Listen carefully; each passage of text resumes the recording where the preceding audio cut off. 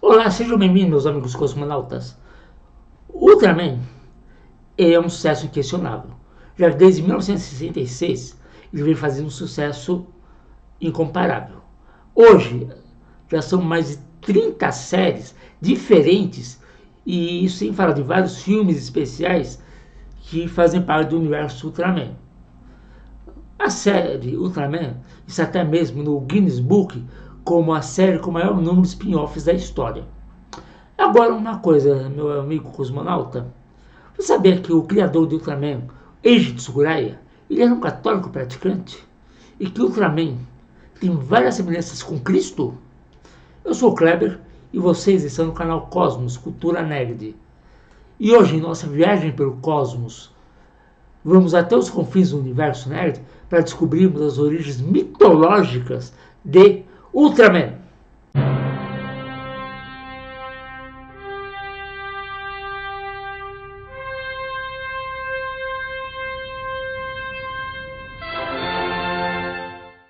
Ultraman é um alienígena vindo da nebulosa M78, que fica a 3 milhões de anos-luz da Terra.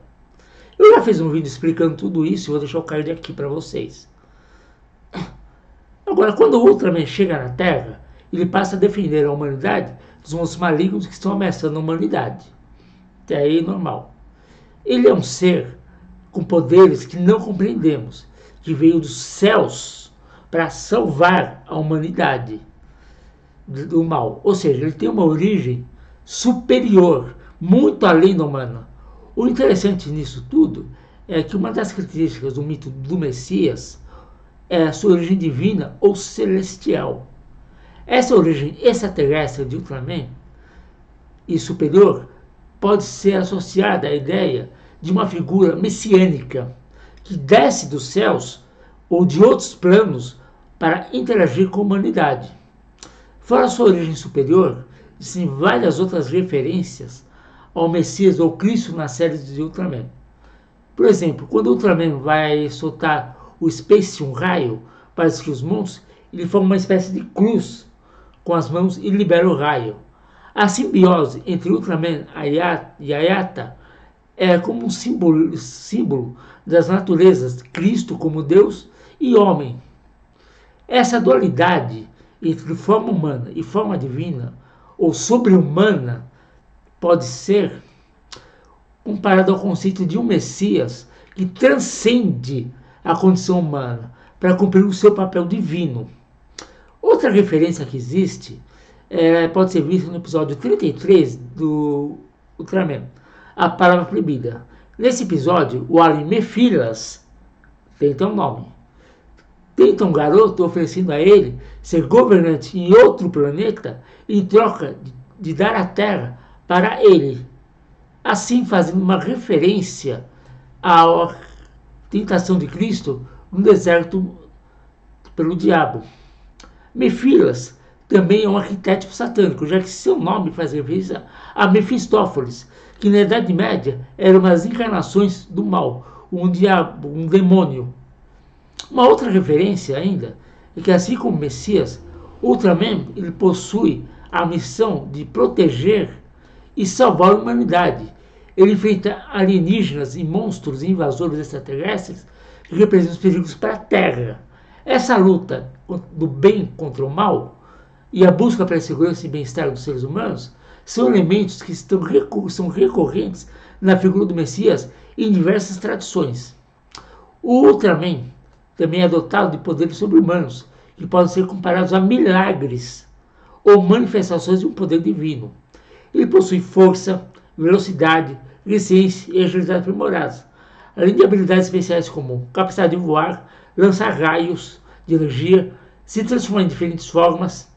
Esses poderes extraordinários podem ser equiparados aos feitos miraculosos que são atribuídos ao Messias, que são frequentemente descritos como possuidores de habilidades muito além das capacidades humanas. Ultraman, assim como Cristo, é muitas vezes considerado um símbolo de esperança e inspiração. Sua presença e ações heróicas encorajam as pessoas a acreditar em um futuro melhor e encontrar coragem para enfrentar desafios. Essa capacidade de inspirar e motivar é uma das características frequentemente associada à figura do Messias, desperta fé e confiança na humanidade. Nas séries posteriores, ainda temos várias citações, referências ao conceito de Messias. Por exemplo, em Ultra Seven, ele é crucificado no episódio 39. O mesmo acontece com Ultraman Jack no episódio 37. Em Ultraman Ace, episódio 13, Ultraman, Ultra Seven, Ultraman Jack e Zoff são crucificados juntos. A crucificação aqui no caso é a máxima referência dos Ultras como um arquétipo messiânico, ligados diretamente como símbolos de Cristo. Uma outra recitação, uma outra referência muito interessante que acontece é a série de Ultraman Mebius de 2006, quando a série completou 40 anos.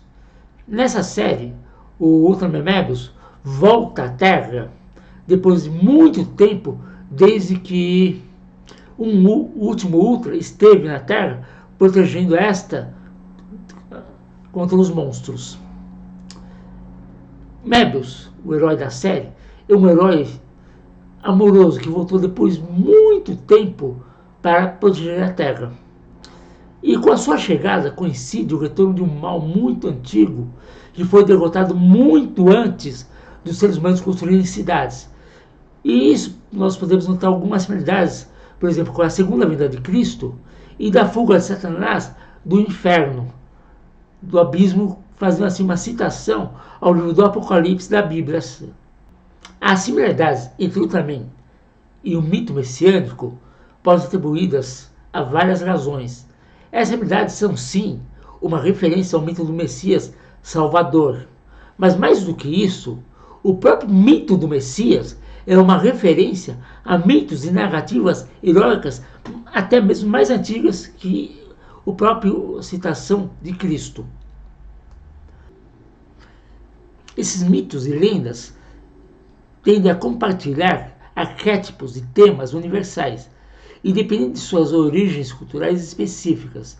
Isso ocorre porque eles refletem aspectos comuns da experiência humana, coisas que estão lá no íntimo, no psique, no íntimo do ser humano, que é comum a toda a humanidade. Essa luta do bem contra o mal, a luta contra a adversidade, a busca pela salvação ou redenção, são temas universais que podem gerar similaridades entre personagens míticos de diferentes tradições. A cultura e as narrativas populares, elas são frequentemente influenciadas por obras anteriores e ideias compartilhadas. Isso pode resultar em elementos compartilhados ou semelhantes entre diferentes personagens e mitos. No caso do Ultraman, sua criação e desenvolvimento foram influenciados por várias tradições e gêneros populares, incluindo elementos do mito messiânico que foram incorporados na sua criação. Essas narrativas heróicas geralmente envolvem certos elementos de arcos e personagens que são bem-sucedidos em cativar e envolver o público. O mito messiânico, a sua narrativa de herói, divino ou sobre-humano, que luta o bem contra o mal e protege a humanidade, pode ser considerado uma narrativa poderosa e atraente. E assim esses elementos foram incorporados na história, na criação do Ultraman, para criar uma conexão emocional e familiar para com o público. Isso é tão verdadeiro que existem muitos heróis messiânicos na cultura pop, como por exemplo Super-Homem, Neo de Matrix, Anakin Skywalker de Star Wars, e isso é para citar alguns, porque se formos analisar aqui, existem dezenas, centenas de outros personagens com caráter messiânico, salvador, dentro da cultura pop. E frequentemente esses heróis messiânicos, eles refletem a importância de figuras arquétipas e de narrativas que são presentes na psicologia e na imaginação humana. Existem alguns pontos que explicam o significado e a importância desses heróis messiânicos para as pessoas. Esses heróis, eles representam a esperança e a inspiração das pessoas. Como, por exemplo, eles personificam qualidades como coragem, bondade, justiça, sacrifício e são capazes de enfrentar desafios aparentemente impossíveis. Esses heróis oferecem um ideal a ser seguido e podem servir como um lembrete de que é possível superar adversidades e buscar um mundo melhor. E eles muitas vezes embarcam em jornadas épicas que envolvem conflitos internos e externos. Essas histórias elas exploram questões existenciais e buscas por significados e propósitos na vida. Esses heróis messiânicos enfrentam dilemas morais, fazem sacrifícios, são colocados em situações que testam os limites e fogo interior. Isso ressoa com os seres humanos que também buscam com um senso de propósito, significado em suas próprias vidas. E essas narrativas, elas alimentam a imaginação e proporcionam uma forma de escapismo e identificação para o público, que pode projetar nessas figuras e encontrar inspiração para enfrentar as suas próprias batalhas pessoais no seu dia a dia. Esses heróis, eles frequentemente possuem um simbolismo mitológico, evocando arquétipos e temas presentes em tradições antigas. Eles podem incorporar elementos da jornada do herói de Campbell, como o chamado da aventura, a aprovação e a transformação. São elementos encontrados em mitos e lendas ao redor de todo o mundo, todo o planeta. Esses elementos mitológicos ressoam com a psique humana e oferecem uma narrativa poderosa para explorar as questões universais. Eles também podem refletir as necessidades e anseios de uma sociedade em um determinado momento histórico. Podem surgir como uma resposta a questões sociais. Podem surgir como respostas a questões sociais, políticas, culturais, fornecendo uma voz e uma figura que representam a busca por mudança e justiça.